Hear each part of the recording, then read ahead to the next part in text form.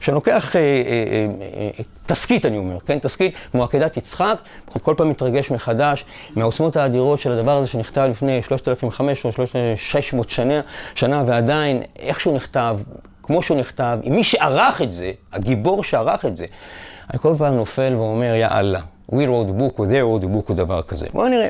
ויהיה אחד הדברים האלה, ואלוהים נישא את אברהם, ויאמר אליו אברהם, ויאמר הנני.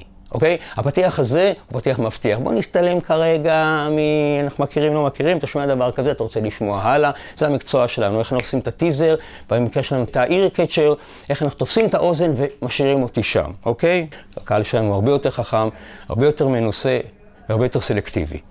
ויאמר קח נא, שימו לב, ויאמר קח נא את בנך, את יחידך, אשר, תראה איזה בילדאפ יש פה, קח נא את בנך, את יחידך, אשר אהבת, את יצחק, נו, תגיד כבר, ולך לך אל ארץ המוריה, נו, ועלהו שם לעולה על אחד הערים אשר אראה לך. בוא'נה, זה כאילו, במשפט יש כל כך הרבה אמירה, כל כך הרבה כוונה, כל כך הרבה גירוי, כל כך הרבה, כל דבר שתקראו לזה, וכל כך אפס בזבוז זמן ואפס שומנים. שימו לב, ופה הטוויסט הראשון, וישכם אברהם בבוקר, לא בזבז זמן.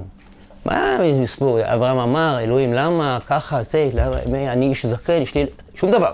הוא משאיר לי לחשוב, הוא משאיר לי להתמודד, הוא נותן לראש, דרך אגב, זה הגדולה של רדיו כמו ספר.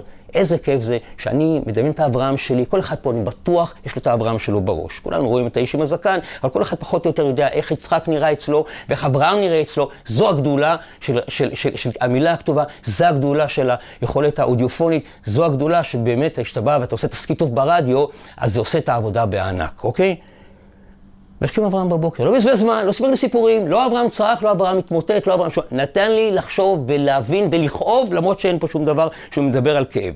וישכם אברהם בבוקר, ויחבוש את חמורו, ויקח את שני נעריו איתו, ואת יצחק בנו, ויבקע עצי עולה, ויקם וילך אל המקום אשר אמר לו אלוהים. יאללה, כן. והנה הטוויסט הבא. ביום השלישי. מה זה? כאילו, הוא לא, שוב, יום השני, בערב, אחרי, הלך לקח את הנערים, תיאורים, שאיך נערים הולכים, שום דבר. משאיר לי המון מקום למחשבה. איזה כיף זה, איזה מושלמות, וזה לא יאומן שפסיק לא השתנה פה כל אלפי שנים האלה. פשוט מדהים. צא ולמד מה שנקרא. בכלל לכתוב, ובעיקר, כמובן בתחום שלנו, שכל העברה פה היא בסלע לפעמים. ביום השלישי, וישא אברהם את עיניו, ויראה את המקום מרחוק, ויאמר אברהם אל נעריו, שבו לכם פה, איך הוא בונה פה את הבילדאפ, עם החמור ואני והנער נלכה עד כה, נשתחווה ונשוב אליכם. הוא משקר אותם, הוא משאיר את הכאב אצלו, הוא משגע אותנו לגמרי, אני הולך להשתגע, הוא נשאר לבד עם הילד הזה, איש המבוגר הזה, הולך להר, כל הדברים שאתה מדמיין בראש במשפט אחד. איזה יופי, איזה כיף, איזה מינימליזציה, איזה כבוד לי הקורא שנותן לי את המקום לחשוב ולקחת את זה למקומות שלי. כמה הדבר הזה הוא באמת, לקחת את זה כל יום, להתחיל עם זה את הבוקר כדי להבין, בכלל בחיים, ובטח שוב בתחום. משיב אותם שם, ויקח אברהם את עצי העולה.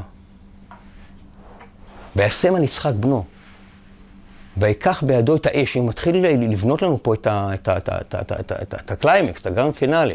ויקח אברהם את עצי העולה, וואו, העולה, זה כבר, וישם על יצחק בנו, ישם את הקור, את הילד הקטן הזה, הולך עם האיש המבוגר הזה, ויקח בידו את האש, וואו, אש זה דרמה תמיד, אוקיי, זה תסריט מדהים, זה תסקית מדהים. את האש ואת המאכלת, וילכו שניהם יחדיו, אתה לא צריך כלום, אתה רואה את הכל, אתה פשוט רואה פה את הכל, אוקיי? ושני יחדיו, ויאמר יצחק אל אביו, ופה הוא יצר לי את הסופר דרמה, הילד הקטן הזה, הוא פשוט שואל, נו אבא, מה קורה פה? ויאמר יצחק אל אברהם אביו, ויאמר אביו, ויאמר הנני, ויאמר הנה האש והעצים, והיה עשה לעולה. ויאמר אברהם אלוהים יראה לו עשה לעולה, בני, וילכו שניהם יחדיו.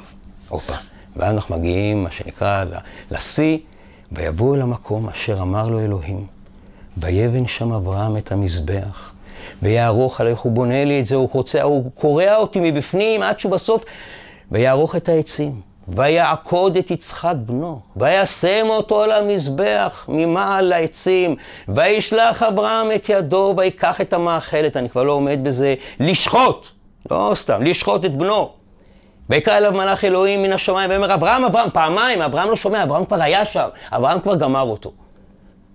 ויאמר, הנני. אוקיי? ויאמר לו, אל תישא את ידך אל הנער, אצטרה, אצטרה, אצטרה, ופה יש לנו את הריליף, אוקיי? אחרי שבאמת לא עמדנו, לא יודע, זה כבר העביר אותנו למצבים בלתי נתפסים וקשים, של אפס בזבוז זמן, של מינימליזציה, של אין מילה, אין הברה אחת מיותרת. זה התנ"ך שלי. זה התנ"ך שלי. ואני באמת, אני לא מאתמול בתחום, זה תמיד היה שם, אבל ככל שעובר הזמן, אתה מתמודד עם ההבנה, עם החידוד של הקהל, או הצרכנים שצריך להתמודד איתם, שיש להם באמת כזה מגוון, גם של מוצרים, גם של פרסומות, גם של אינפורמציה, האוויר מפוצץ, אם לא תביא את זה במבריקות, במינימליזציה, הדברים האלה שאתם יודעים, באפס בזבוז, בכבוד לאיך שאתה כותב, וב-USP הזה, שיש פה הרבה, וכולה קראתי לכם משהו שנכתב לפני כל כך הרבה שנים, למדנו את זה בתיכון, לצערי רובנו הכינו את זה בתיכון, שזה כבר סיפור אחר למפגש אחר, על איך עושים מדבר כזה נפלא, דבר כל כך נורא לפעמים.